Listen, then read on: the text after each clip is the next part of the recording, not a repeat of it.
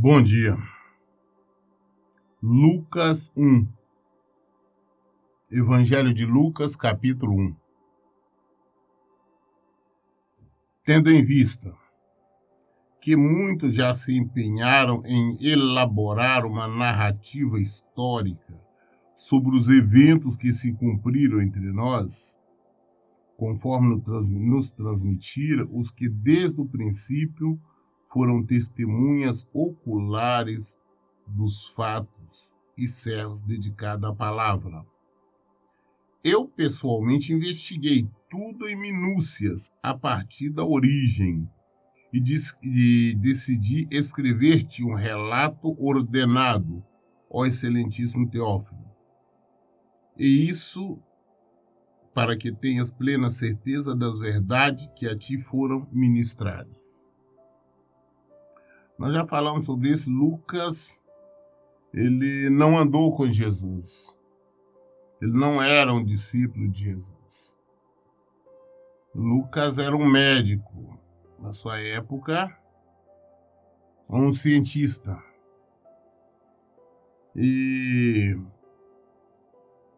também não sabemos quem é esse Teófilo, a quem Lucas escreveu, informando, ele fez uma investigação. Acreditamos que, inclusive, esse Teófilo tenha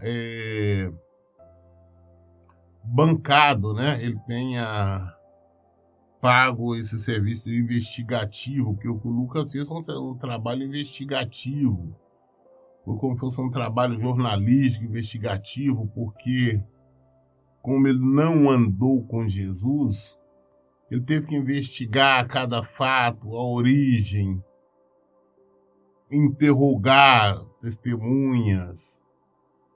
Então foi um trabalho bem cansativo, exaustivo. E ele enviou porque primeiro o Teófilo já tinha sido informado das coisas que tinham acontecido. Então Lucas agora queria informá-lo com bastante clareza, né? Esse Teófilo queria saber com clareza realmente o que tinha acontecido. Então Lucas escreveu.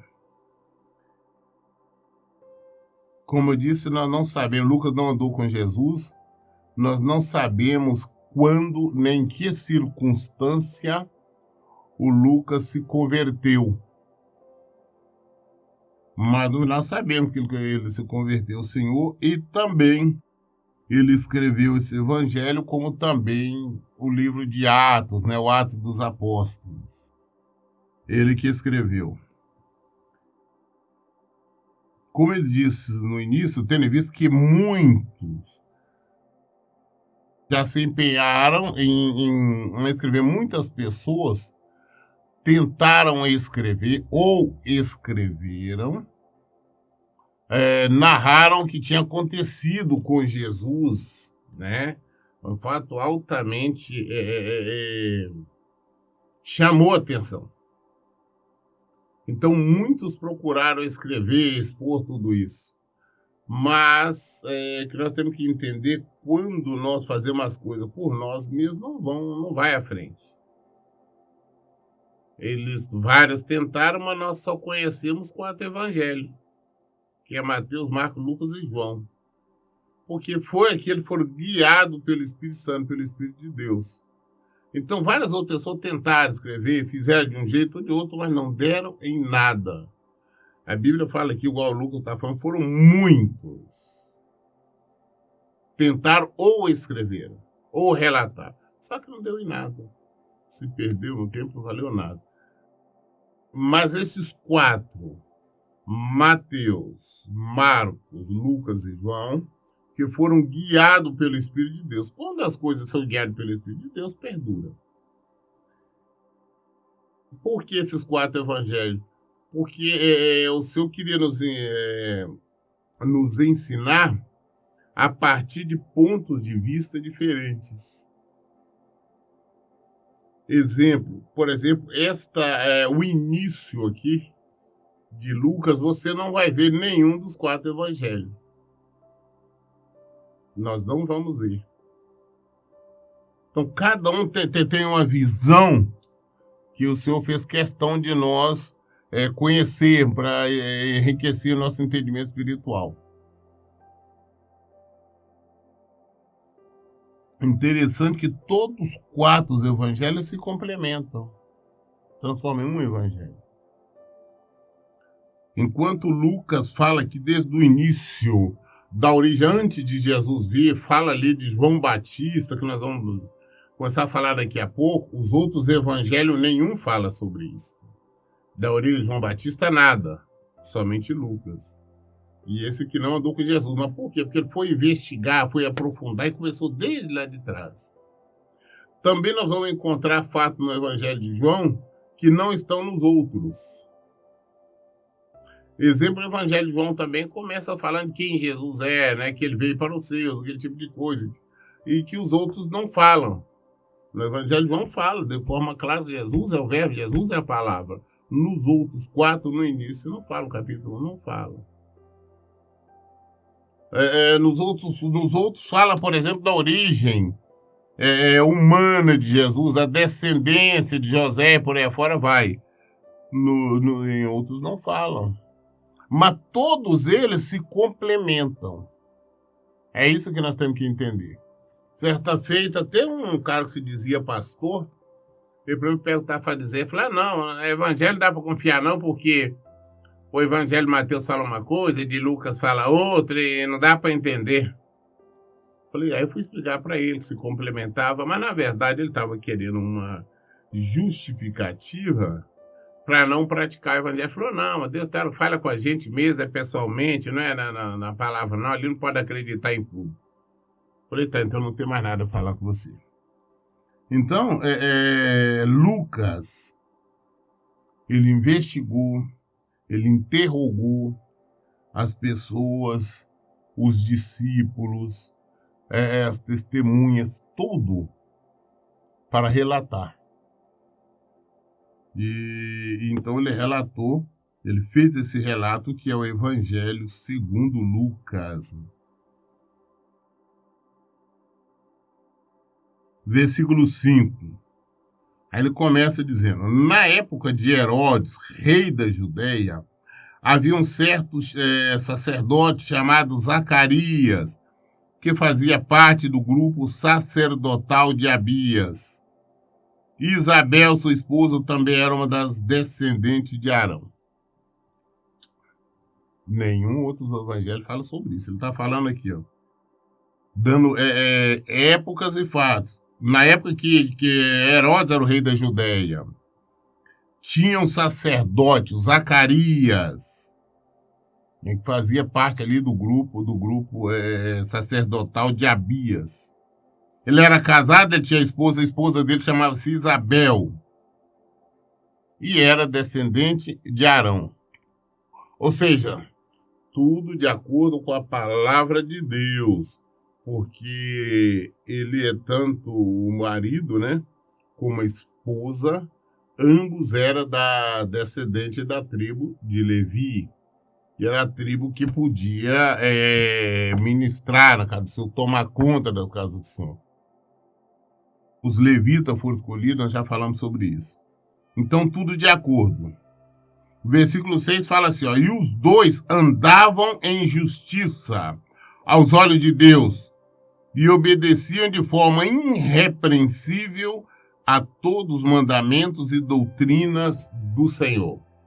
Então, sabemos que eles, este casal, este sacerdote, era um homem praticante da palavra de Deus. Não era só um religioso, não, ele praticava. Ele vivia o evangelho de Jesus Cristo. Né? Porque tinha muitos no passado que eram religiosos, falavam uma coisa, fazia outra. Mas estes dois, Zacarias e sua esposa Isabel, eram praticantes da palavra de Deus. E versículo 7. Contudo, eles não tinham filhos, porque Isabel era estéril e ambos eram avançados em idade. Apesar de ser pessoas que vivia de acordo com a palavra de Deus, de acordo com os preceitos do Senhor, ele não tinha um filho. E nós sabemos que todo casal, toda mulher sonha em ser mãe.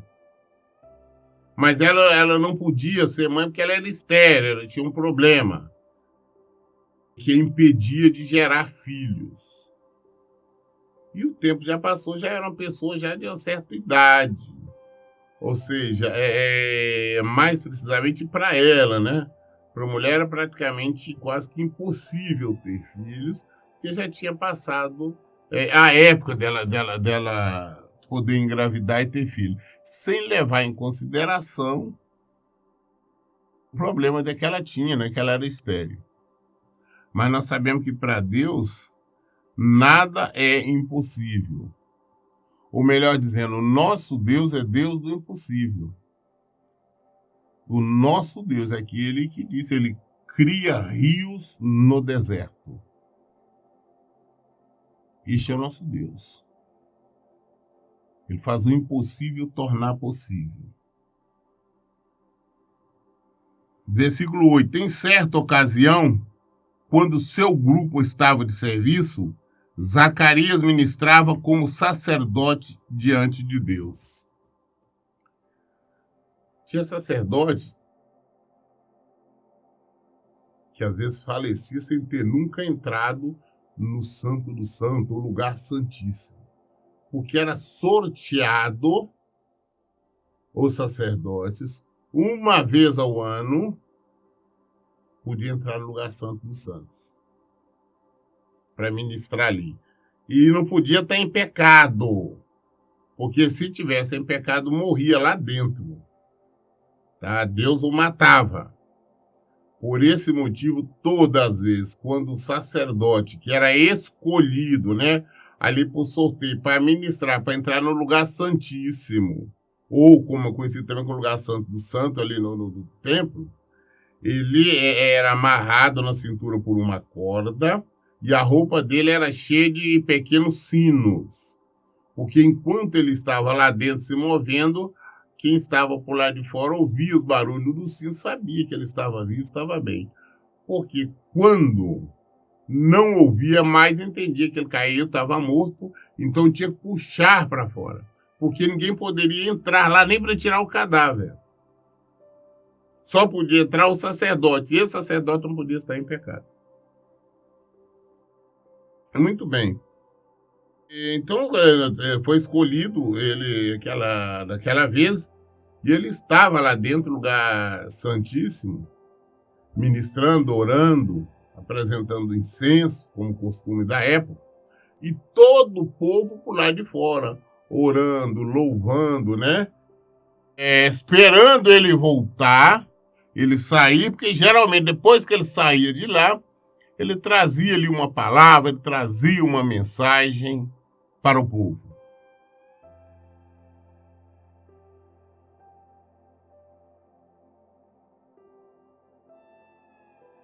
Versículo 9. Ele foi escolhido por sorteio, como eu disse, de acordo com a tradição do sacerdócio, para ter acesso ao altar do Santo dos Santos e ali oferecer a queima de incenso. Versículo 10. E chegando o momento da oferta do incenso, uma multidão de pessoas estava orando do lado de fora. Foi então que um anjo do Senhor apareceu a Zacarias, à direita do altar do incenso. Ele estava lá dentro, ele estava ministrando, o povo lá de fora orando, louvando, e ele lá no Santo dos Santos, quando de repente ele olha ele ao lado direito do altar ali do incenso, lá direito, ele vê então um anjo. Assim. Nós vamos perceber que, em primeiro lugar, é a primeira aparição de um anjo no Novo Testamento. Tá? Você pode verificar em todos os 4 evangelhos. Vai ver que foi a primeira vez que o anjo apareceu aqui. Mas esse anjo veio trazer as boas novas, boas notícias. Depois disso, ele apareceu também para Maria, para anunciar a vinda do nascimento de Jesus. Mas vamos ver se dá tempo de nós chegarmos até lá. Versículo 12. Assim que Zacarias o viu, ficou perplexo com grande temor.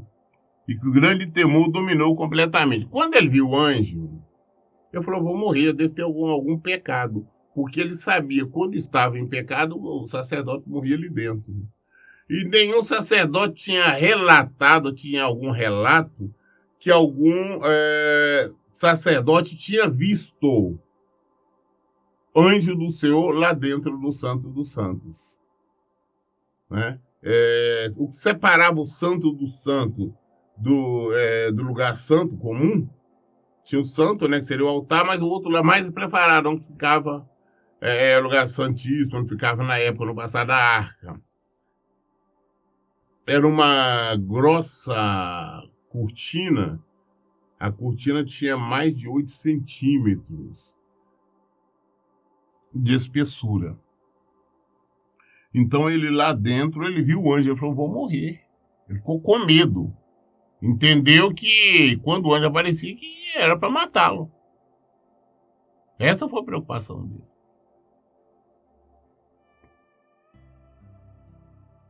Versículo 13. Entretanto, o anjo lhe assegurou, não tenhas medo, Zacarias. Eis que a tua súplica foi ouvida. Isabel, tua esposa, te dará à luz um filho, e tu lhe porás o nome de João.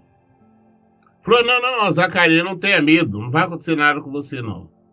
Suas orações foram ouvidas, a sua esposa, Isabel, ela vai te dar um filho. Ela vai dar à luz a um filho. Ele já disse que ela vai se engravidar, vai ter um filho, e já ainda disse mais. Não, é um menino, não é menina, não, é um menino, já deu todas as informações. Um bebê de sexo masculino, e ela, apesar da idade avançada dele também, ela vai gerar um filho. E mais, eu quero que coloque o nome dele de João. Escolheu até o nome. É um menino, tem que se chamar João, e pronto. Quando eu falo que as coisas do Senhor são claras, nós às vezes criamos confusão, confusão psicológica, confusão até espiritual, outras, e queremos fazer crer, ou nós mesmos queremos nos convencer que é o Senhor nos falando, nos mostrando algo.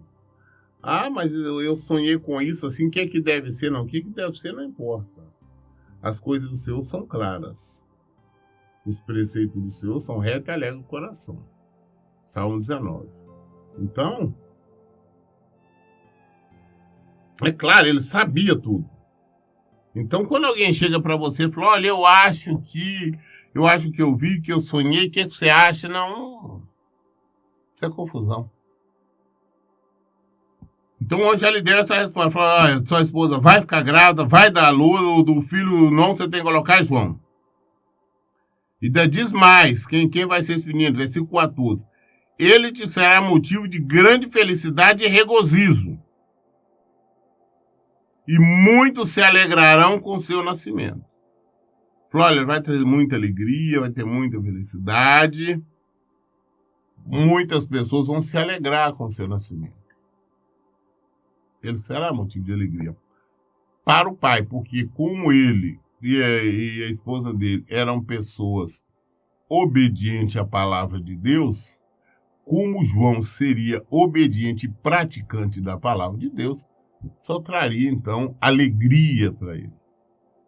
Nós sabemos quando nossos filhos crescem na presença do Senhor, praticando a palavra do Senhor, vivendo o Evangelho, só nos dá alegria. Isso é motivo de alegria. Independente de qualquer formação, independente de qualquer realização financeira o comercial, o que nos dá mais alegria é saber que os nossos filhos são servos do Senhor, são praticantes da palavra de Deus. Versículo 15. Pois ele será grande aos olhos do Senhor. Ele será grande aos olhos de Deus. Jamais beberá vinho, nem qualquer outra bebida fermentada. E será pleno, seja cheio do Espírito Santo, desde antes do seu nascimento. Ele não vai beber nada de bebida alcoólica. Ele vai ser cheio do Espírito Santo. Antes dele nascer, ele já vai estar cheio do Espírito Santo de Deus. E não vai beber nenhuma bebida alcoólica. E ele será grande diante de Deus. E, na verdade, aí nós ficamos sabendo. Olha o que o anjo avisou aqui. Depois, no futuro, nós sabemos que ele foi o maior profeta do Novo Testamento. Jesus deixou bem claro, Jesus falando sobre João Batista, falando, nascido de mulher não existiu maior do que ele. Ele veio no espírito de Elias. Elias foi considerado o maior profeta, né, do Antigo Testamento. Então, quando fala no espírito, ele veio da mesma maneira. Né? E Elias foi aquilo que nós já falamos também sobre ele, que ele não passou pela morte, ele foi arrebatado em vida, ele subiu vivo para o Senhor.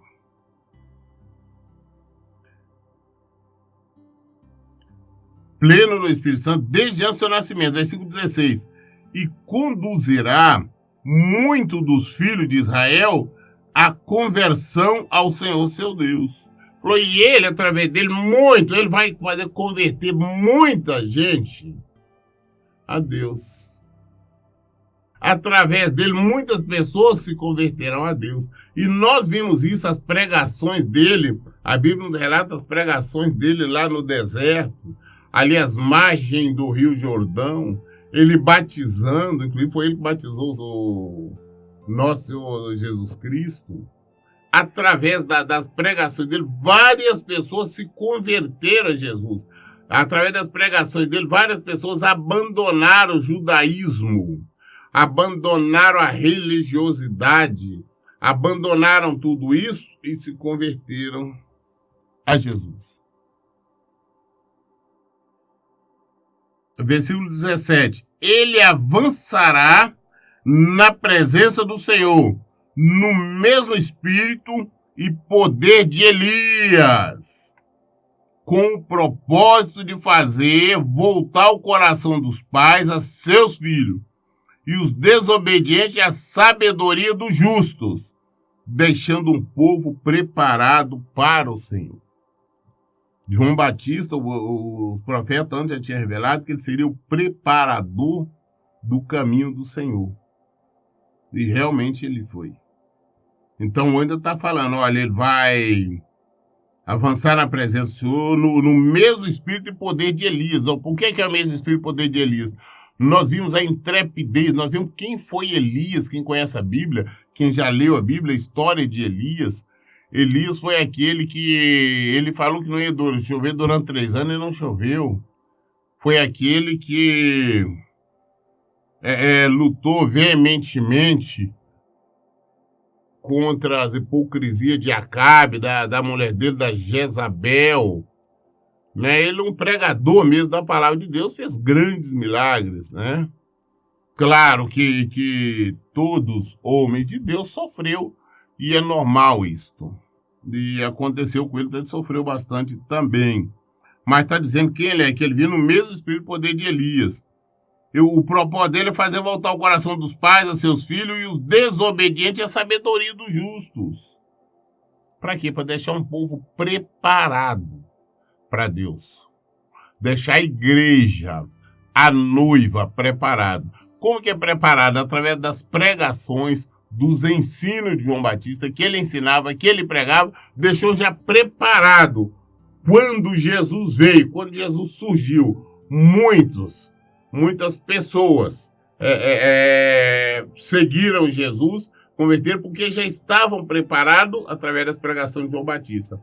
Inclusive, alguns dos discípulos de João Batista depois foram para Jesus. Deixaram João Batista e foram seguir Jesus. Ah, não é errado não, eles estavam certos porque a função de João Batista foi preparar para Jesus. Então Zacarias, isso aí foi tudo o anjo falando quem seria João Batista, o nascimento dele, o nome deveria ser, como tudo que ia acontecer. O anjo revelou a Zacarias. E olha que Zacarias, a mulher dele ainda não estava grávida. Mas o anjo já falou tudo com ele. Mas nós vamos ver que nós não podemos duvidar jamais das coisas do Senhor. Então Zacarias indagou do anjo: como poderei me certificar-me disso? Pois já sou idoso e minha esposa igualmente de idade avançada. Falei, mas como é que isso pode acontecer? Vocês duvidando, é a dúvida.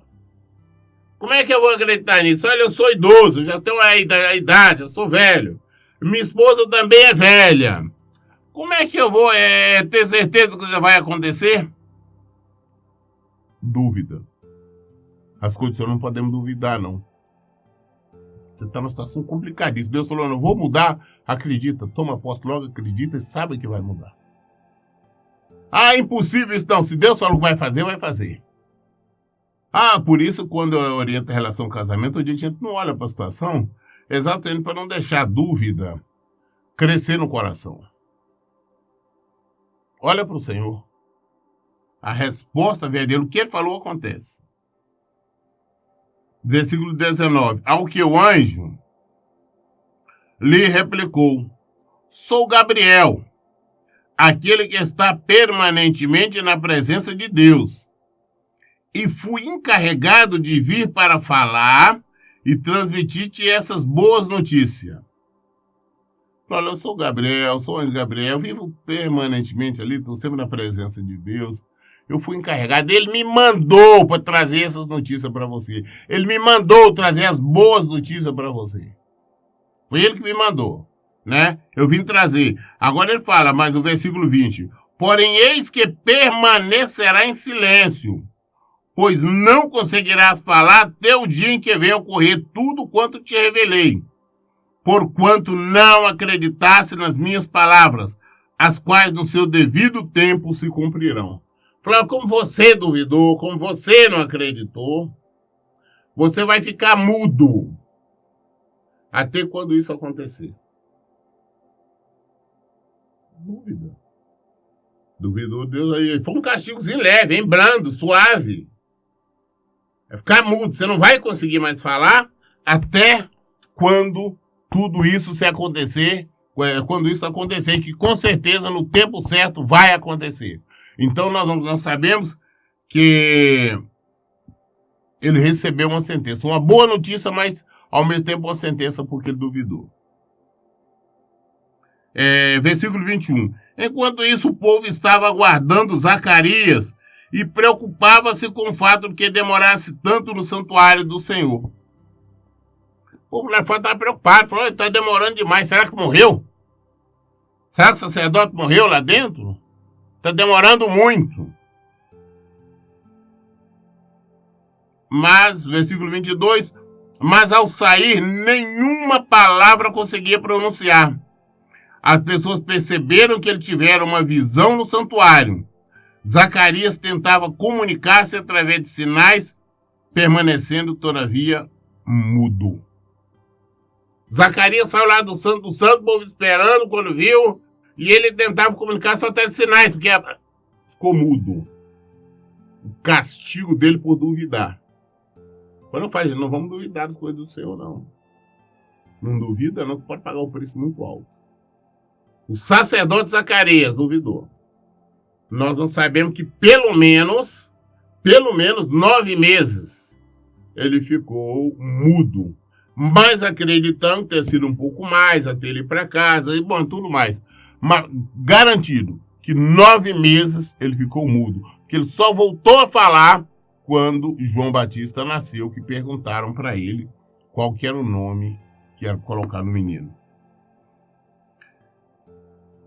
23. Ao completar seus dias dedicados ao serviço, ele regressou para sua casa. E passado este tempo, Isabel, sua esposa, engravidou. Mas durante 5 meses ocultou-se da esposa, não saindo de casa. Passado aquele tempo todo, eles voltaram para casa. Aí mantiveram relações e ela engravidou.